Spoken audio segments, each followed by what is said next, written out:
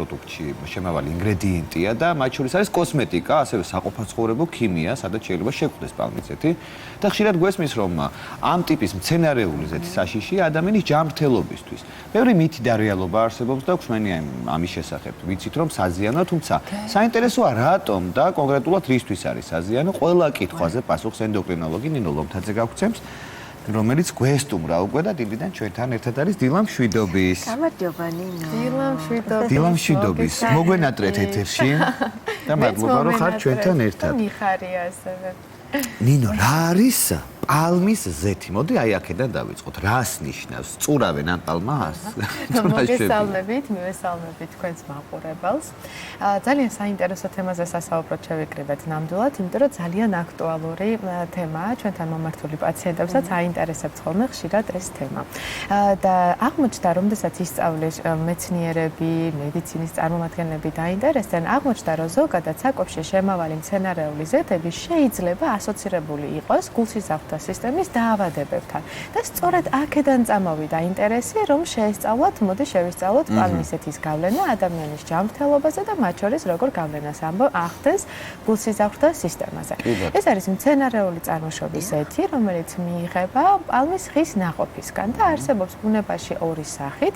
ეს არის რაფინირებული სახით და არარაფინირებული სახით.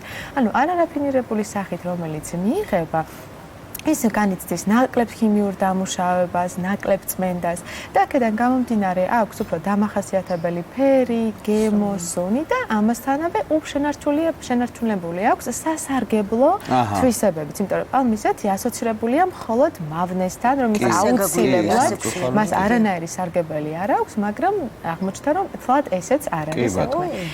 ის შეიცავს სასარგებლო ცხიმებსაც, პოლიუჯერ და მონოუჯერ ცხიმოვან მჟავებს, რაც ენაზე რომ ვთქვათ, მაყურებლისთვის ეს არის კეთილი ცხიმოვანი მჟავები, რომელიც ჭირდება ჩვენს ორგანიზმს.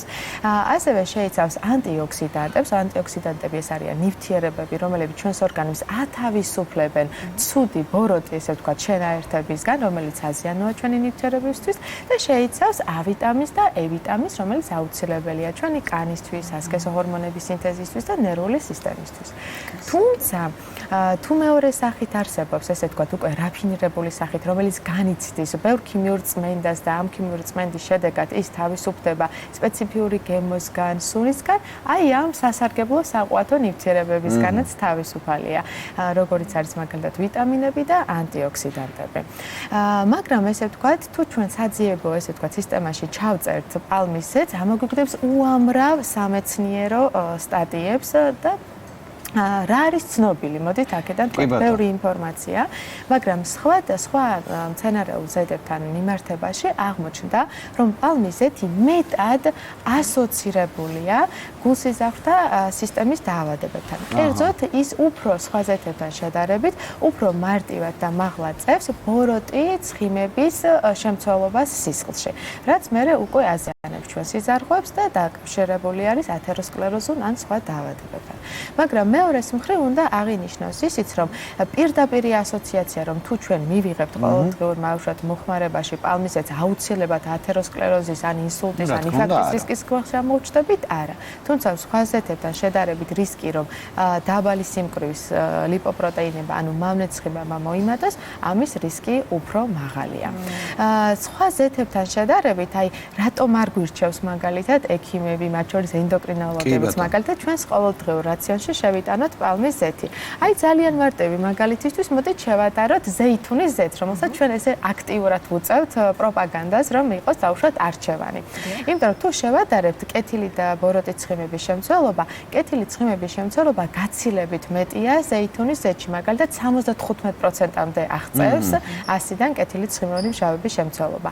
ანტიოქსიდანტების შემცველობა გაცილებით მეტია ზეითუნის ზეთში, ანუ იმ ნივთიერებების შემცველობა, რომელიც ჩვენს ორგანიზმს ესე იგი ათავისუფლებს ბოროტი ნივთიერებებისგან. რომ შევადაროთ მაგალითად პალმის ზეთი და ზეითუნის ზეთი, კეთილი ნივთიერებების, ვიტამინების, ესე ვთქვათ, და თანაფარდობით აქაც უფრო ის არის გადაიხრება ზეითუნის ზეთისკენ.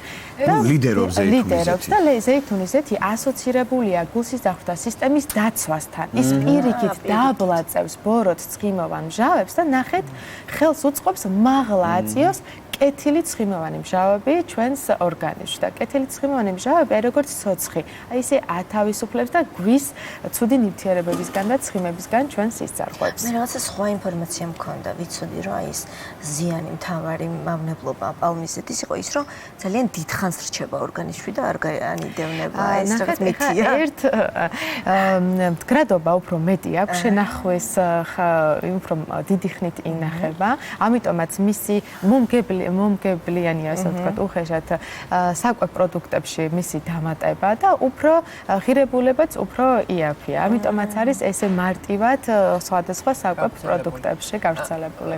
ნინო, მე მაინც ვიქნები ოპონენტი ერთგვარი პალმიზეთისა, თქვენ კი მისი კეთილი მხარეები გამოვანეთ, მაგრამ აი აქვე მიშთება კითხვა, თუ ასეთ კარგ რაღაცებს შეიცავს, არ არის რაფინირებული ვერსია დავუშვათ, ხო? რატომ არ არის დახზე მოწოდებული ისე როგორც ყველა დანარჩენი ზეთი და რატომ არის თითქოს აი ფარულად ჩაშენებული იმ პროდუქტებში ესე ძალიან წულად მიწერილი თუ კი ასეთი კარგია ხო და რა პროდუქტებია ისინი რაშიც გვხდება ასე ფარულად იმიტომ რომ ცნობიერად ყველა ვიცით რომ არ უნდა იყოს პალმიზეთი მაგალითად შოკოლადში მე ვერ ვიტყოდი რომ ძალიან კარგია უბრალოდ ვიტყოდი რომ ისეთი საშიში და მავნებელი არ არის რომ დავუშვათ მისი პერიოდულად მოხმარება რაღაც ზიანს მოგვიტანს ორგანიზმს თუმცა ხანგრძლივი მოხმარება აუცილებლად ასოცირებული იქნება ბოროტით ცხიმების მომატებასთან ჩვენს ორგანიზმში. ეხლა რაც შეეხება პროდუქტებს, ხო, რაშიც გვხდება? ნახეთ, დააკვირდით, რომელ პროდუქტებში გვხდება ყველაზე ხშირად.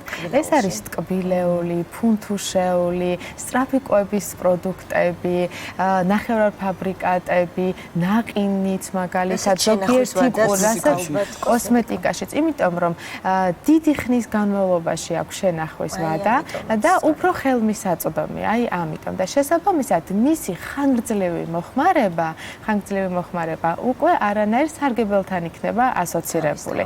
შეიძლება ვთქვათ, რომ აი როდესაც ჩვენ ვსაუბრობთ ჯანმრთელობაზე, როდესაც ვსაუბრობთ, ესე ვთქვათ, სილამაზეზე, აი ეს ჩვენ გვავიწყდება გონია რომ რომელიღაც პროდუქტები აუცილებლად უნდა ამოვიღოთ და რაღაც გარკვეული პროდუქტებით ვირკვევოთ. აქ საიდუმლო არის ზომიერებაში. თუ ჩვენ პირობითად გამოვიყენოთ, არ არსებობს პროდუქტი, რომელსაც მხოლოდ სარგებელი ქონდეს, აი ხა როგორც აი პროპაგანდა გაუწია, უხეშად თქვა ზეითუნისეც, მასაც თუ დიდი რაოდენობით მოვიხმართ დღის განმავლობაში და ესე თქვა შევწვავთ, მოვხრაკავთ მაშინ საკვებ პროდუქტებს, უნებრივია ისიც აზიანო იქნება.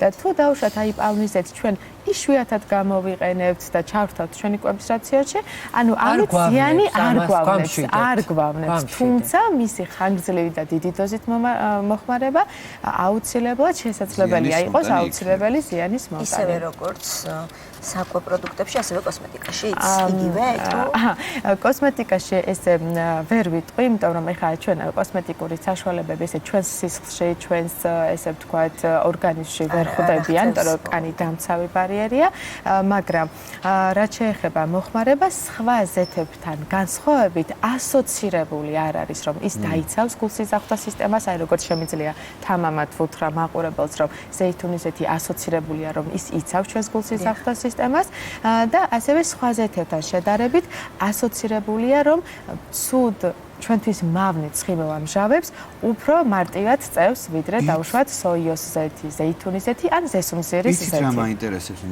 მესმის, რომ ისე შეიძლება ვერ მოხდეს კოსმეტიკური საშუალებებიდან, მაგრამ თუ პალმიზეთს მოვიხმარ კანზე, გამომშრალი კანისთვის, კანი რომელიც ძალიან ბევრი გვაქვს სხეულზე და კანიდან ხო შედის მე შიგნით არა თუ მე მთელ ტანს ტანზე ვიხმარ ჩვენ სისხლში ისე რომ ჩვენ დავიტანოთ მაგას ვეღარ ვიტყვი რომ მარტო სახეზე რაღაც კოსმეტიკურ საშუალებაში საცხში არის ეს არის როდესაც მთელ ტანზე ვისვამ ხო ნახეთ როდესაც ჩვენ ვსაუბრობთ პირობითად აი დავუშვათ ტანზე დავიტანე იგივე ზეითუნის ზეთი იგივე ქოქოსის ზეთი აი მაგალითად ქოქოსის ზეთი რომ ავიღოთ მაშინ გაცილებით უფრო მეტია ნაჯარი ცხიმოვანი მჟავები ვიდრე მაგალითად პალმიზეთში მაგრამ ეს ცხიმოვანი მჟავები ესე რომ დავუშვათ კანზე დავიტანე და პირდაპირ აი სისხლში მოხდება და ამით გამოიწვევს ესე ვთქვათ ბოროტი ცხიმოვანი მჟავების მომატებას ამით ასოცირებული არის და სისხლამდე ესე ვთქვათ ვერ აღწევს და მას შეიძლება ქონდეს დამატანიანებელი ეფექტი.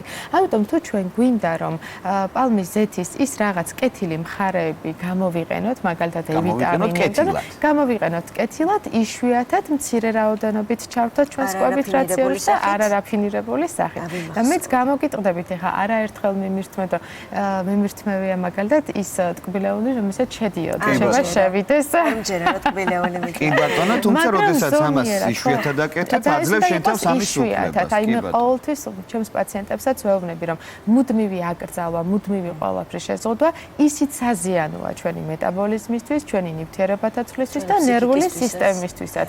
ხო და ამიტომაც თუ ჩვენ 80% იქნება ის კეთილი და კარგი ცხიმოვანი მჟავები, მაგალითად ზეითუნის ზეთის სახით და პერიოდულად მივიღებთ იმ ტკბილეულსაც, სადაც შეიძლება შედიოდეს პალმიზეთი, ესე ვთქვათ, არ იქნება ძალიან საშიში ჩვენი ორგანიზმისთვის.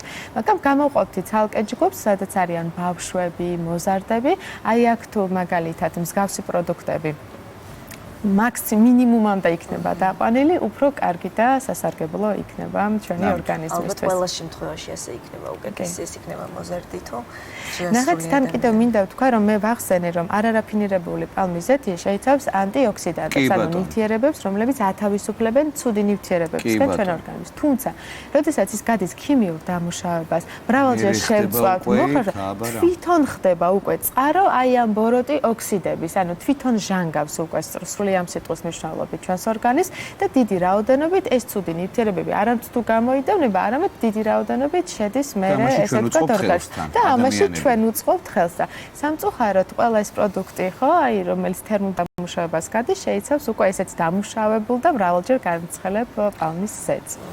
მადლობა ნინო. რთულია გაარჩიო რაფინირებული და არარაფინირებული, როცა რაღაც პროდუქტში შედის უკვე ის. ამიტომ ესე ვთქვათ, გაუწიოთ რეკომენდაცია ზეითუნის ზეთის მოხმარებას და თუ ჩვენ ეტიკეტზე ვხედავთ, რომ შეიცავს პალმის ზეთს, აუცილებლად ეს უნდა იყოს მესიჯი ჩვენთვის, რომ ის უნდა იყოს მინიმალური შემცველობის მოხმარებით ჩვენს საკვებ პროდუქტებში. დიდი მადლობა ნინოს გაწეული რეკომენდაციებისთვის.